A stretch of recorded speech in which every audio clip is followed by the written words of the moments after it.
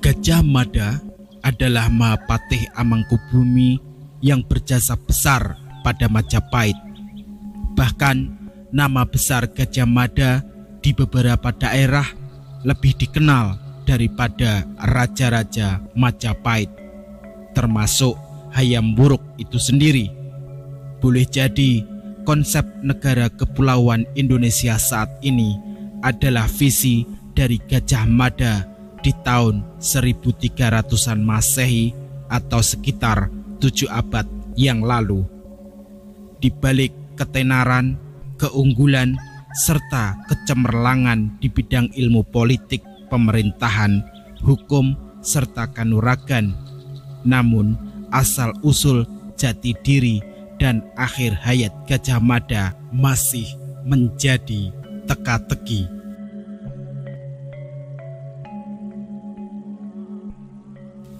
Berita Pararaton menyebutkan bahwa runtuhnya kerajaan Singosari adalah akibat serangan Jaya Katuang dari gelang-gelang. Awalnya Raden Wijaya, menantu Kertanegara, disertai dengan pengawal dan teman-teman setianya seperti Lembu Sora, Nambi, Ronggolawe, Gajah Pagon, Pedang Dangdi mencoba bertahan, tapi akhirnya diputuskan untuk mengungsi ke utara. Gajah Pagon yang telah bertempur hebat melawan tentara gelang-gelang terkena tombak di pahanya. Pararaton secara lugas dan panjang lebar menulis perjalanan Raden Wijaya yang mengungsi ke arah utara, akhirnya tiba di hutan kawasan Telaga Pager. Diputuskan kemudian Raden Wijaya harus menuju Madura meminta perlindungan kepada Arya Wiraraja. Akhirnya dengan susah payah rombongan Raden Wijaya tiba di desa Pandakan dan diterima oleh kepala desa bernama Macan Kuping. Lebih jauh, Pararaton menyatakan Gajah Pagon tidak dapat berjalan. Kemudian Raden Wijaya menitipkan Gajah Pagon kepada kepala desa Pandakan agar Gajah Pagon sementara tinggal di sini. Berkatalah orang Pandakan, "Hal itu akan membuat buruk tuanku jika Gajah Pagon ditemukan di sini. Sebaiknya jangan ada pengikut tuanku yang diam di Pandakan. Seyogyanya dia berdiam di tengah kebun, di tempat orang menyapit rumput ilalang. Di tengah-tengahnya dibuat sebuah ruangan terbuka dan dibuatkan gubuk. Sepi, tak ada orang yang tahu.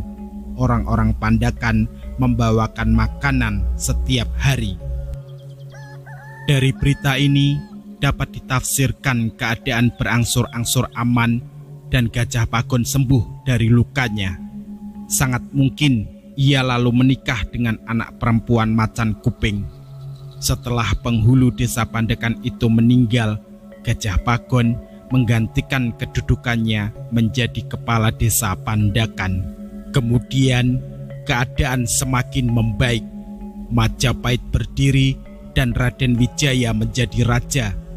Saat itulah teman-teman seperjuangan Raden Wijaya mendapat kedudukan masing-masing.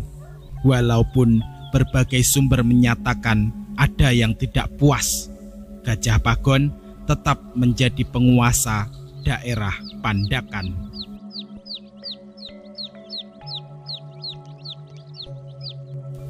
Tokoh yang menonjol di awal Majapahit kala diperintah Raden Wijaya yang menggunakan nama gajah adalah Gajah Pagon. Sedangkan tokoh selanjutnya yang bernama Gajah yang juga terkenal adalah Gajah Mada di zaman pemerintahan Jaya Negara. Nama gajah sesungguhnya berarti pemberani, tahan mental, tidak mudah menyerah, setia kepada tuannya, dan berperilaku seperti hewan gajah yang akan menghalau semua penghalang. Jadi dapat diperkirakan bahwa Gajah Mada sejatinya adalah anak dari Gajah Pagon, salah seorang perwira dan pahlawan Majapahit yang terluka di Pandakan. Gajah Mada lahir dari hasil perkawinan Gajah Pagon dan Putri Macan Kuping. Kedua gajah ini punya nama dan sifat yang hampir identik. Maka mudahlah menerima alasan bila Prabu Jayanegara memilih anak muda bernama Gajah Mada untuk menjadi bekal Bayangkara pasukan pengawal raja, karena Gajah Mada memang memiliki track record yang istimewa. Ayah Gajah Mada adalah perwira pilih tanding, setia kepada Raden Wijaya, tidak terlibat dalam berbagai kerusuhan yang muncul saat awal Majapahit berdiri karena ketidakpuasan pembagian jabatan atau daerah. Gajah Mada sendiri adalah prajurit unggul baik secara lahir maupun batin karena gemblengan yang diperolehnya dari ayah dan tokoh-tokoh lainnya kala itu.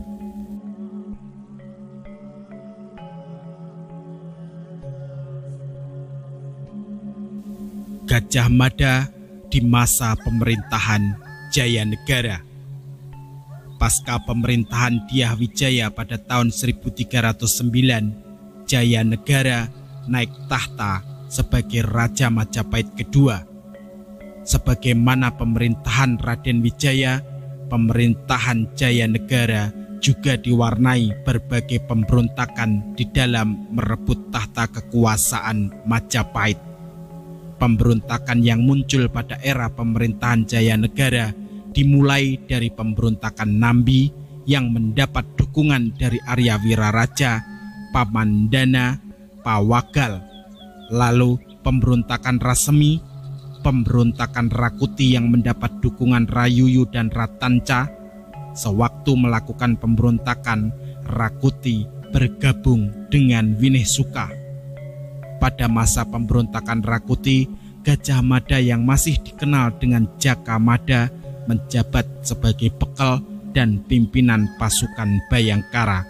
Karena Jayanegara dan keluarga Istana Majapahit dalam bahaya, bekal Jaka Mada beserta pasukan Bayangkara membawa Jayanegara menuju desa Bedander, menginap di rumah kepala desa. Sejak itu Majapahit dikuasai oleh Rakuti.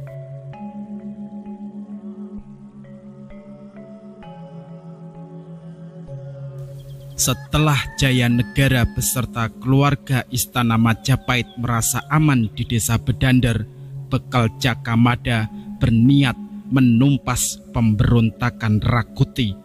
Langkah pertama yang diambilnya yakni membunuh Singa Parapen yang merupakan mata-mata Rakuti.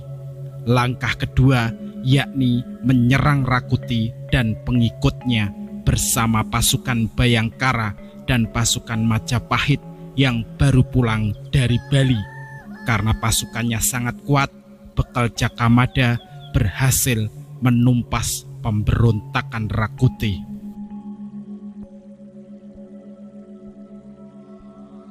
Selain menumpas pemberontakan Rakuti, bekal Jaka Mada membunuh Halayuda atau Mahapati. Alasan pembunuhan terhadap Halayuda karena Patih yang dikenal sebagai Sangkuni Majapahit ini dicurigai sebagai sosok di balik layar pemberontakan Rakuti. Ketika kota Praja Majapahit kembali aman, bekal Jaka Mada membawa pulang Jayanegara beserta keluarganya kembali ke Istana Majapahit. Dengan demikian, bekal Jaka Mada telah menunjukkan prestasinya sebagai penyelamat Jayanegara dan sekaligus penyelamat Majapahit. Berkat prestasinya itu, bekal Jaka Mada diangkat sebagai Patih Kahuripan dan kemudian Patih Daha. Perkembangan selanjutnya, bekal Jaka Mada membunuh Ratanca, tabib Istana Majapahit yang telah membunuh Jayanegara. Motivasi Ratanca membunuh Jayanegara karena telah mengganggu istrinya. Pendapat ini berdasarkan serat Pararaton. Sementara motivasi bekal Jakamada membunuh Ratanca karena telah membunuh Jayanegara. Namun peristiwa tersebut diluruskan oleh sebagian analisis sejarah, di mana motivasi bekal Jakamada membunuh Ratanca utusannya agar jejak niatnya untuk membunuh Jayanegara tidak diconangi. Mengingat bekal Jakamada tidak sepakat kalau Jayanegara menikahi Dyah Gitarja dan Dyah Wiyat.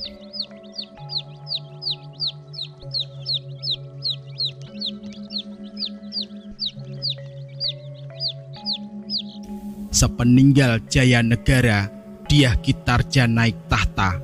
Ketika menjabat sebagai raja, Dyah Gitarja yang dikenal dengan Tribuana Wijaya Tunggadewi tersebut menggunakan gelar Abhiseka Sri Tribuana Tunggadewi Maharajasa Jaya Wisnuwardhani sesuai prasasti Singasari dan Piagam Berumbung. Semasa Tribuana Wijaya Tunggadewi bermaksud menumpas pemberontakan Sadeng dan Keta, Jakamada berseteru dengan Rak Kembar. Perseteruan tersebut untuk mendapatkan kepercayaan dari Tribuana untuk dijadikan panglima perang dalam misi penumpasan pemberontakan tersebut. Karena prestasinya di dalam penumpasan pemberontakan Sadeng dan Keta, bekal Jakamada diangkat sebagai Mahapatih Amangkubumi Majapahit dengan menggantikan patih sebelumnya, yaitu Arya Tadah.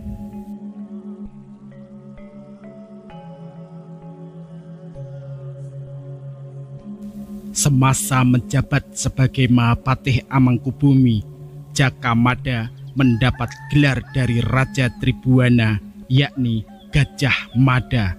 Sejak itu, Jakamada dikenal dengan nama Gajah Mada.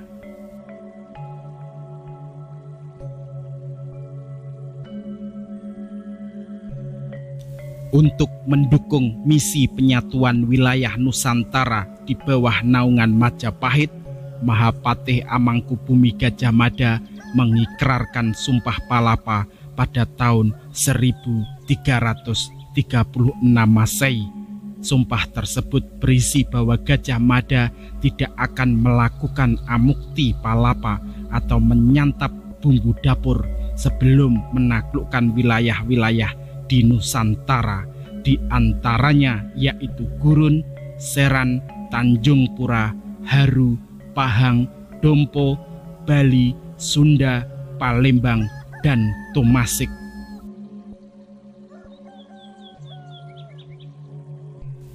Di dalam merealisasikan Sumpah Palapanya, Gajah Mada didukung oleh Aditya Warman dan Laksamana Nala.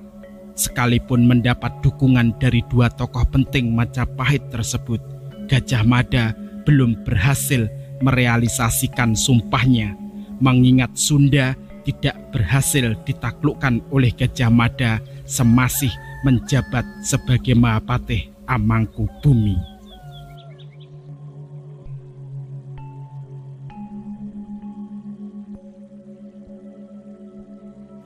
Pada masa pemerintahan Hayam Wuruk, Majapahit mengalami masa keemasan.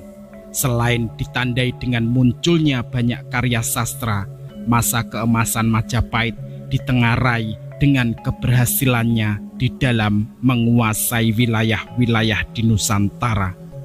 Keberhasilan Majapahit di dalam menaklukkan wilayah-wilayah Nusantara tidak bisa dilepaskan dengan Gajah Mada yang mendapat dukungan dari Aditya Warman yang berhasil menguasai Pagaruyung, bekas wilayah Sriwijaya, serta Laksamana Nala yang memimpin Angkatan Laut Majapahit. Sekalipun mampu menundukkan sebagian besar wilayah Nusantara, namun Gajah Mada belum berhasil menaklukkan Sunda. Sebab itu, ketika Hayam Wuruk berhasrat menyunting Dyah Pitaloka Citraresmi, putri Prabu Maharaja Linggabuana Wisesa, Raja Sunda, Gajah Mada melakukan politisasi, di mana Dyah Pitaloka yang diserahkan oleh Prabu Linggabuana Wisesa sebagai calon pengantin atau calon istri dari Hayam Wuruk tersebut dipolitisasi sebagai tanda takluk Sunda kepada Majapahit. Akibat politisasi Gajah Mada tersebut, pecahlah perang antara pasukan Majapahit di bawah komando Gajah Mada dan rombongan pengantin Sunda di lapangan Bubat pada tahun 1357 Masehi. Munculnya perang Bubat yang mengakibatkan tewasnya Maharaja Linggabuana Wisesa, Permaisuri, Dyah Pitaloka, dan rombongan pengantin dari Sunda itu membuat geram Hayam Wuruk. Akibatnya, Gajah Mada yang tidak mendapat restu saat menyerang rombongan pengantin dari Sunda tersebut disingkirkan dari urusan politik Istana Majapahit. Sejak itu, Gajah Mada yang masih menjabat sebagai Mahapatih Amangkubumi namun tidak memiliki hak untuk menerapkan kebijakan di Majapahit.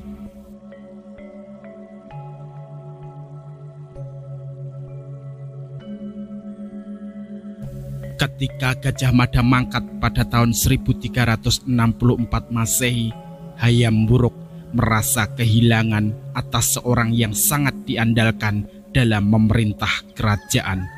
Wafatnya Gajah Mada dapat dikatakan sebagai detik-detik awal dari keruntuhan Majapahit. Sepeninggal Gajah Mada, Hayam Wuruk memanggil para anggota Dewan Pertimbangan Agung atau Batara Sabta Prabu yang terdiri dari keluarga raja, yakni Bre Kahuripan, Bre Daha, Bre Lasem, Raja Wengker, Raja Metahun, serta Bre Pajang. Di dalam rapat keluarga kerajaan Majapahit tidak dapat memutuskan seseorang yang pantas untuk menggantikan kedudukan Gajah Mada sebagai Mahapatih Amangkubumi. Rapat akhirnya memutuskan bahwa Gajah Mada tidak akan digantikan. Untuk mengisi lowongnya posisi Mahapatih Amangkubumi, Hayam Wuruk memilih 6 Mahamantri Agung untuk membantunya dalam menyelesaikan urusan negara.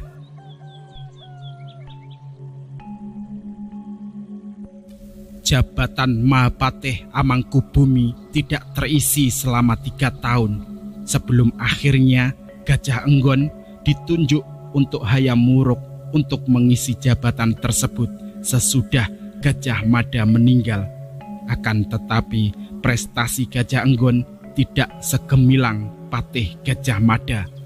Hal inilah yang menyebabkan salah satu faktor mulai surutnya Majapahit.